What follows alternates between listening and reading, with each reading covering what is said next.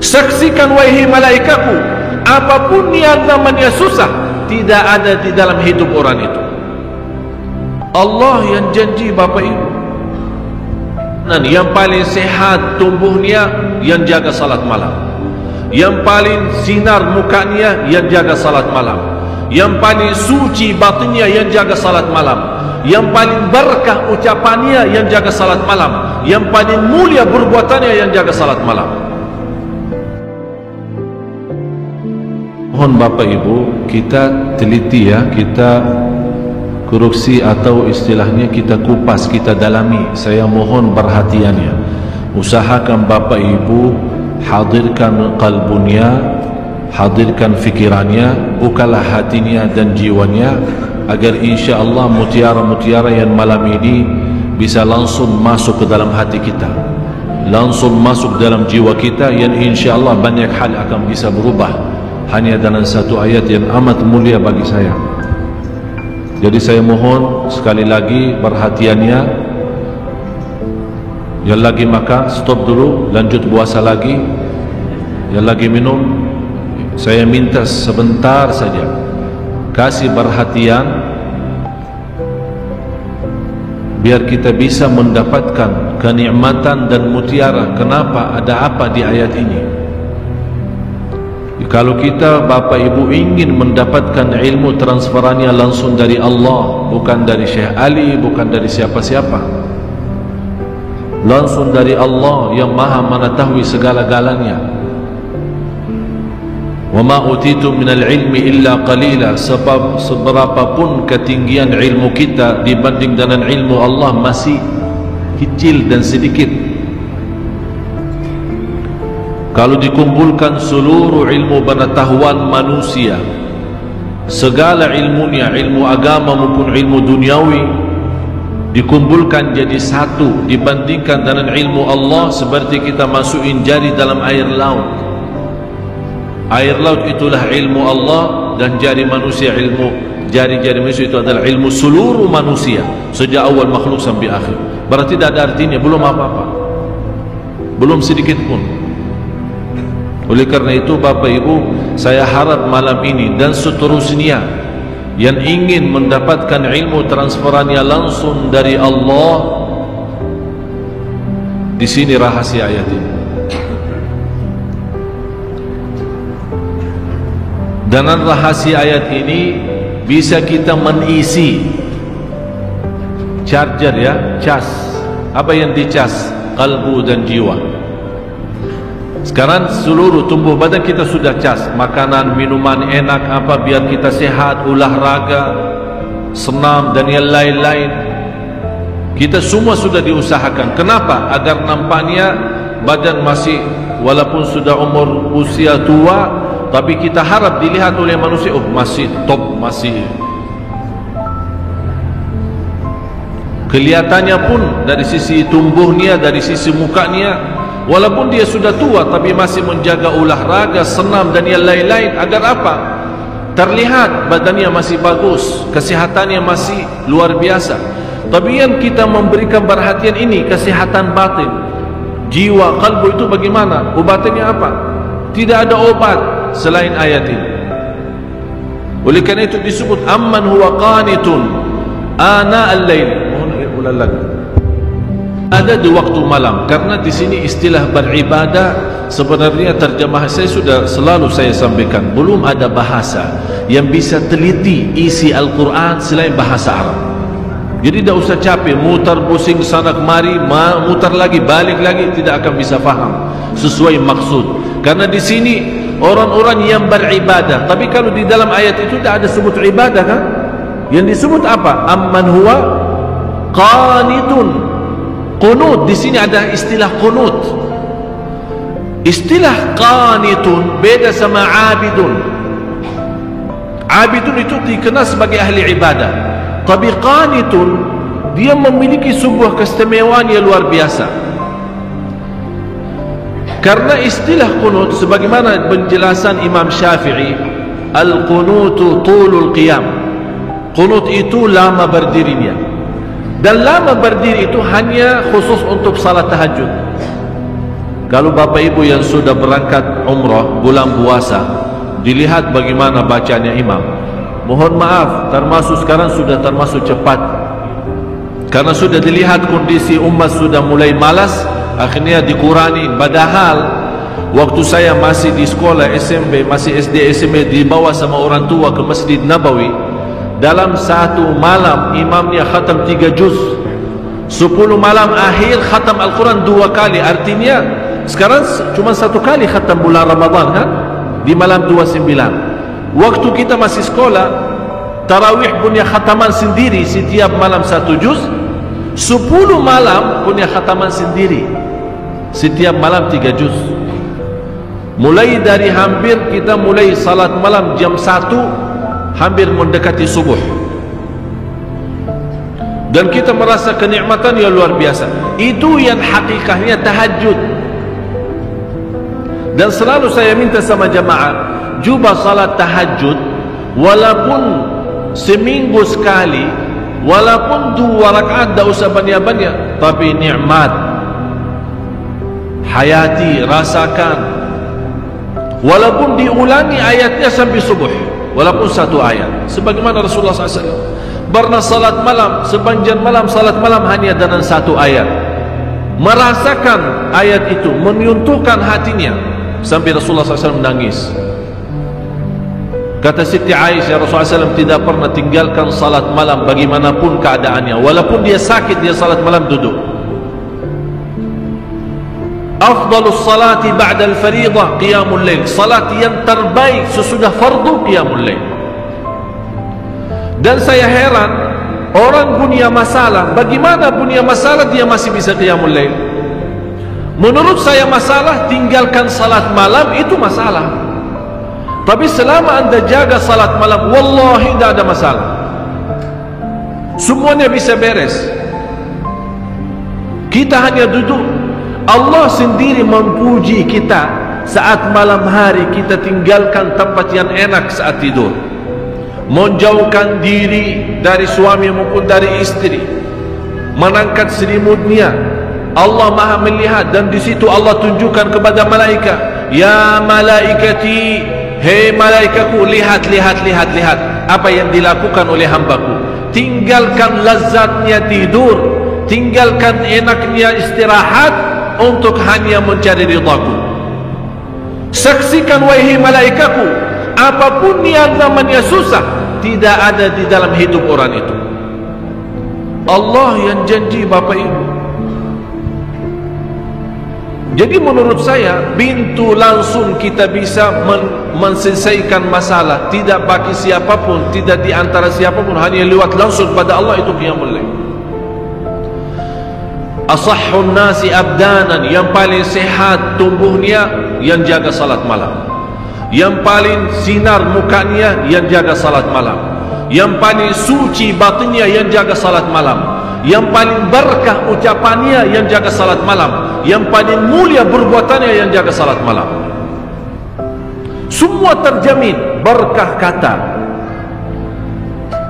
baik perbuatannya, suci batinnya.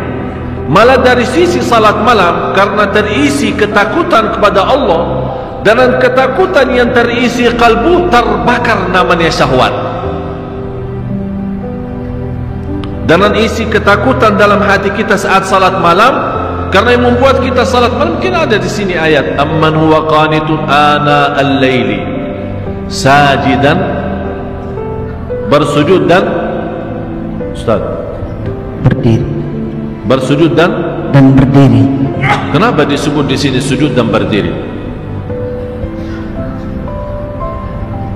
Tahu kenapa Bapak Ibu? Saat bersujud kita tunjukkan rendah hati. Saat bersujud, walaupun namanya muka, kalau kita tunduk kepada selain Allah terasa terhina, tapi kalau kita bersujud untuk Allah terasa bangga. Saat berdiri terasa lembut hati. Bagaimana terasa lembut hati? Karena saat berdiri dianjurkan saat kita berdiri kan mata kita kan tambah sujud, sampai tidak berani mengangkat mata melihat ke atas, seolah-olah kita merasa sudah Allah di hadapan kita, malah kita malu karena masih muka kita, mata kita, mulut kita masih tercampur banyak dosa dan maksiat. Kita malu mengangkat. Ini yang membuat kehadiran kalbu dan fikiran saat itu merubahkan qiyam itu istimewa, sampai Allah menikmati saat kita berdiri. Oleh karena itu disebut di ayat ini, amman huwa qanitun ana al-laili sajidan wa qa'ima. Bapak Ibu, kenapa di sini didahulukan kata sajidan, bersujud dan berdiri, padahal kita tahu sama-sama berdiri kan sebelum sujud kan? Tapi kenapa di sini didahulukan sujud? Aqrabu ma yakunu al-'abdu ila Allah wa huwa sajid, paling dekat posisi hamba kepada Allah saat sujud. Paling dekat posisi kita di hadapan Allah saat Allah mendahulukan sujud daripada berdiri, padahal kita tahu berdiri duluan. Allah menanamkan rasa rindu kepada sujud. Oleh karena itu tertanam kita berdiri lama, nikmati bacaan, seperti dari bacaan Al-Fatihah dan ayat-ayat yang lain, kita terasa lagi memuji Allah, membaca kalamullah, mengagungkan dan membesarkan Allah lewat bacaan Al-Quran.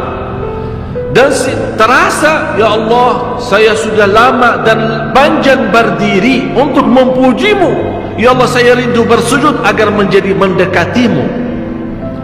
Masya Allah. Jadi posisi berdiri dan sujud itu ada ikatan yang luar biasa.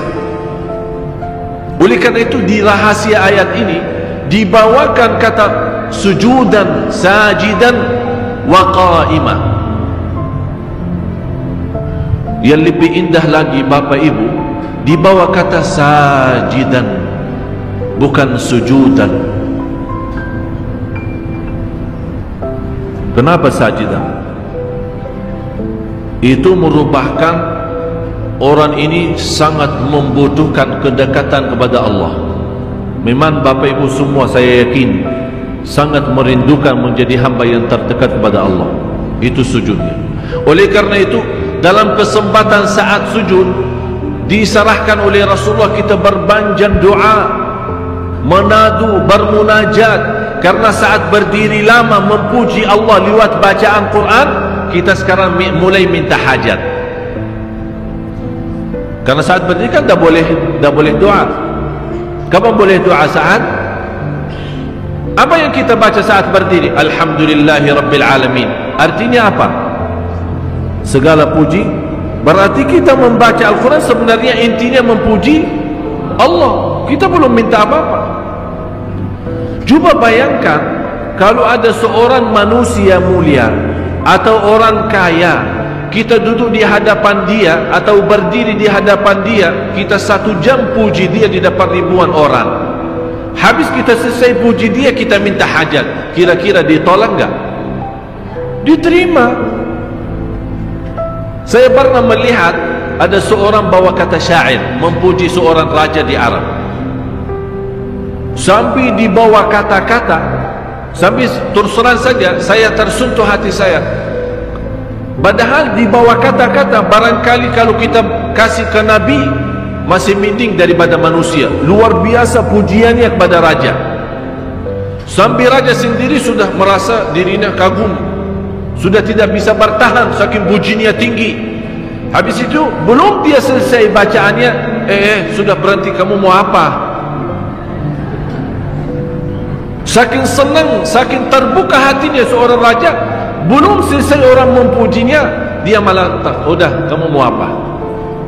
Selesaikan. Ini Bapak Ibu manusia yang masih terisi kotoran, yang masih terisi dosa, yang masih terisi riya, yang masih terisi nifak, yang masih terisi bermacam-macam maksiat, dosa besar maupun kecil. Kalau kita puji dia, dia tetap tersentuh, terbuka hatinya, dia lupakan segalanya dan dia bantu. Musuh, kata Allah, musuh saja bisa menjadi kawan dan teman, menjadi orang teman dekat dengan kita dengan ucapan yang baik, puji. Apalagi Maha Zat yang agung, Zat yang mulia, yang maha suci, yang maha segala-galanya. Kalau kita puji, bagi Allah tidak mungkin mengecewakan hamba yang saat itu dipuji.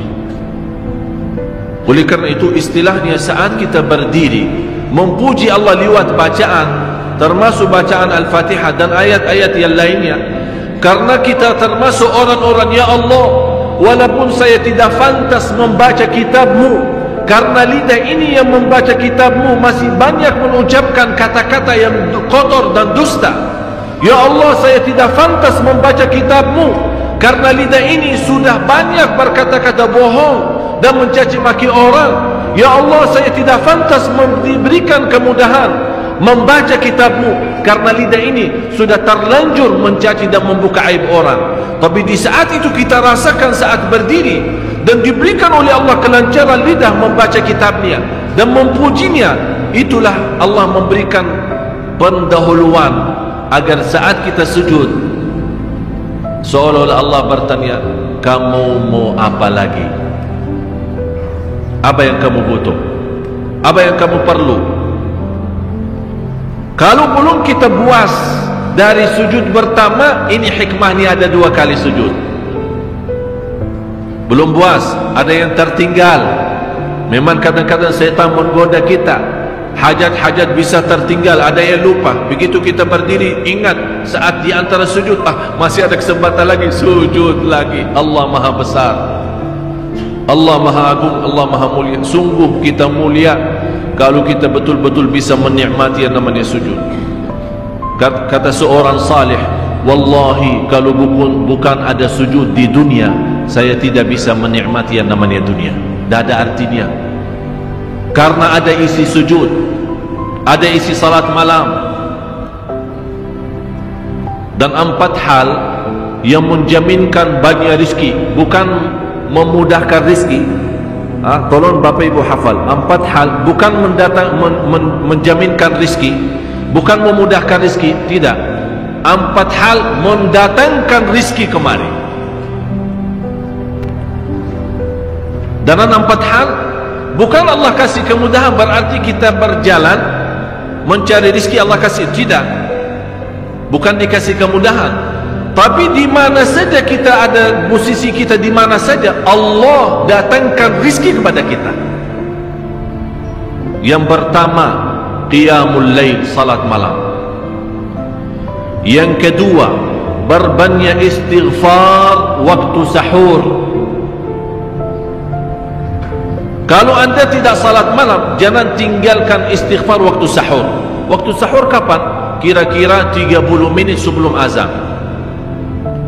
Ada satu hadis dijelaskan waktu sahur, makan sahur kan? Tapi ada yang suka makan sahur jam 1, ada yang suka jam 2. Tapi menurut saya waktu yang tepat untuk makan sahur dikirakan membaca 50 ayat. Membaca 50 ayat. Kalau bagi kita 50 ayat ya setengah jam lah. Dah tahu bagi Bapak Ibu gimana? 1 jam ya bolehlah, 1 jam tak apa-apa. Ya tergantung lancar atau tidak. Tapi ukurannya seperti itulah, kurang lebih seperti membaca 50 ayat dari Al-Quran. Itulah namanya waktu sahur. Disitulah Allah sendiri memuji, Allah bangga dan senang terhadap orang yang sahur. Sampai ulama berkata, tidak ada ibadah yang terbaik di waktu sahur selain istighfar. Jadi boleh baca Quran, boleh salat malam, boleh zikir, boleh apapun, tapi yang terbaik istighfar. Jadi tinggalkan segalanya, tinggalkan Quran, tinggalkan salat malam, tinggalkan baca Quran, tinggalkan zikir, fokus hanya istighfar.